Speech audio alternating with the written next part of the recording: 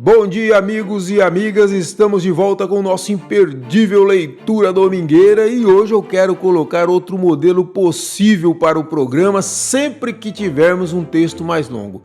Vou dar uma resumida na história até o ápice do conflito e então vou ler para vocês a parte final, combinado? Porque existem tantos contos maravilhosos, eu não posso trazer aqui porque são muito longos.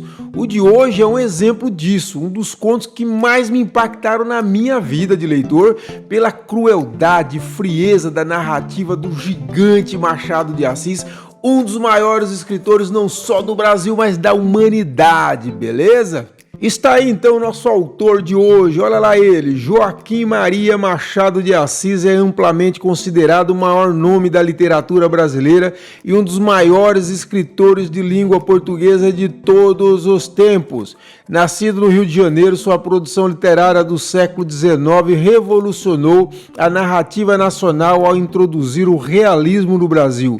Suas obras são mundialmente célebres pelo uso refinado da ironia, do pessimismo analítico e de uma profunda investigação psicológica da alma humana. Como disse a saudosa Nélida Pinhon, se Machado de Assis existiu e foi brasileiro, então o Brasil é possível. E é isso aí, ele é gigante, magistral, um dos maiores escritores da humanidade, é orgulhosamente brasileiro Machado de Assis. O conto de hoje é Pai contra Mãe, publicado em 1906 no livro Relíquias de Casa Velha. É um dos contos mais cruéis, realistas e brilhantes de Machado de Assis. A obra faz uma crítica mordaz e profundamente ironizada da escravidão no Brasil, mostrando como a miséria e a necessidade de sobrevivência humana podem corromper a moral. O conto começa com uma descrição quase documental e irônica de alguns costumes da escravidão,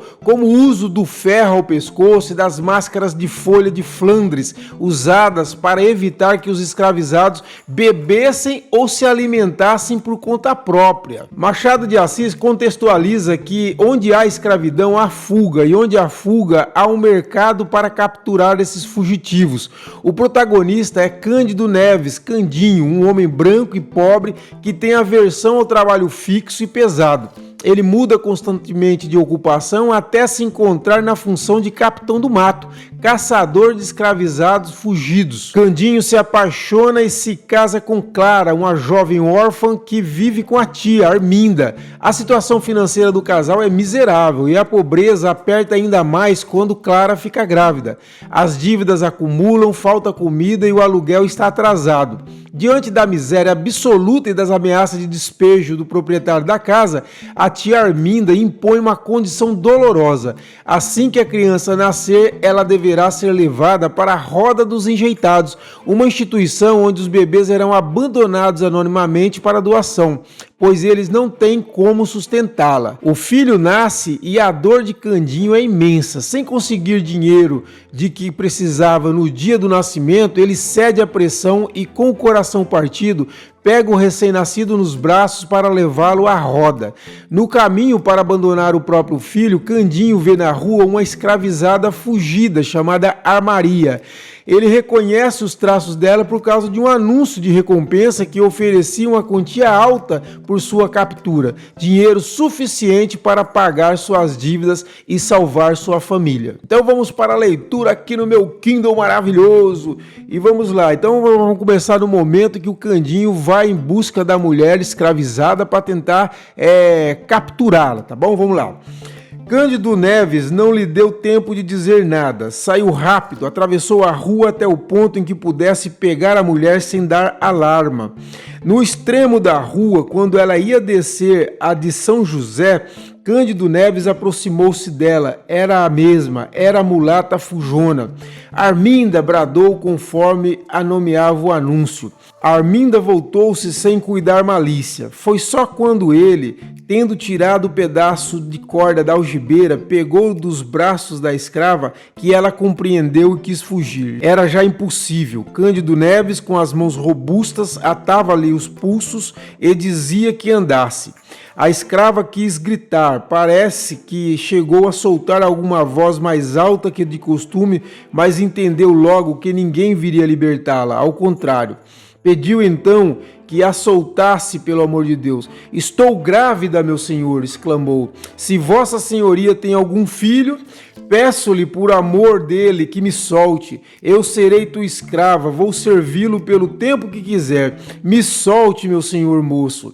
Siga, repetiu Cândido Neves. Me solte, não quero demora, siga. Houve aqui luta, porque a escrava gemendo arrastava-se a si e ao filho. Quem passava ou estava à porta de uma loja compreendia o que era e naturalmente não acudia. Arminda ia alegando que o senhor era muito mau e provavelmente a castigaria com açoites, coisa que no estado em que ela estava seria pior de sentir. Com certeza ele lhe mandaria dar açoites. Você é que tem culpa. Quem lhe manda fazer filhos e fugir depois? Perguntou Cândido Neves. Não estava em maré de riso por causa do filho que lá ficara na farmácia à espera dele. Também é certo que não costumava dizer grandes coisas. Foi arrastando a escrava pela rua dos Ouvires em direção à da alfândega onde residia o senhor. Na esquina desta, a luta cresceu. A escrava pôs os pés à parede e recuou com grande esforço inutilmente. O que alcançou foi, apesar de ser a casa próxima, gastar mais tempo em chegar lá do que devera. Chegou enfim arrastada, desesperada, arquejando. Ainda ali ajoelhou-se, mas em vão. O senhor estava em casa, acudiu ao chamado e ao rumor. Aqui está a fujona, disse Cândido Neves. É ela mesma, meu senhor. Anda, entra. Arminda caiu no corredor. Ali mesmo o senhor da escrava abriu a carteira e tirou os 100 mil réis de gratificação. Cândido Neves guardou as 2 notas de 50 mil réis, enquanto o senhor novamente dizia à escrava que entrasse. No chão, onde jazia, levada do medo e da dor, após algum tempo de luta, a escrava abortou. O fruto de algum tempo entrou sem vida neste mundo, entre os gemidos da mãe e os gestos de desespero do dono. Cândido Neves viu todo esse espetáculo. Não sabia que horas eram, quaisquer que fossem, urgia correr à Rua da Ajuda e foi o que ele fez sem querer conhecer as consequências do desastre. Quando lá chegou, viu o farmacêutico sozinho, sem o filho que lhe entregara. Quis esganá-lo. Felizmente, o farmacêutico explicou tudo a tempo. O menino estava lá dentro com a família e ambos entraram. O pai recebeu o filho com a mesma fúria com que pegara a escrava fujona de há pouco. Fúria diversa, naturalmente. Fúria de amor. Agradeceu depressa e mal e saiu às carreiras. Não para a roda dos enjeitados, mas para a casa de empréstimo com o filho 100 mil réis de gratificação. Tia Mônica, ouvida a explicação, perdoou a volta do pequeno, uma vez que trazia os 100 mil réis. Disse, é verdade, algumas palavras duras contra a escrava por causa do aborto, além da fuga. Cândido Neves, beijando o filho entre lágrimas verdadeiras, abençoava a fuga e não se lhe dava do aborto. Nem todas as crianças vingam, bateu-lhe o coração. Gente, que história dura, cruel, incrível, né? Só o Machado de Assis mesmo, que esse genial escritor. E eu destaco para vocês essa parte aqui, esse trechinho da tia Mônica, em que ela fala o seguinte, olha aqui. Disse, é verdade, algumas palavras duras contra a escrava, por causa do aborto, além da fuga. Ou seja, a mulher escravizada, ela foi julgada porque fugiu e depois porque abortou. Olha o tipo de ironia, de detalhes da história que marca, assim, que a genialidade, né? É gênio. Machado de Assis, gente, é gênio.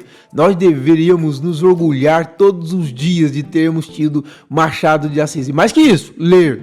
É preciso voltar a ler. Hoje eu ouvi uma frase na internet sobre isso, e é verdade. Precisamos voltar a ler. Viva Machado de Assis e bom domingo a todos e todas.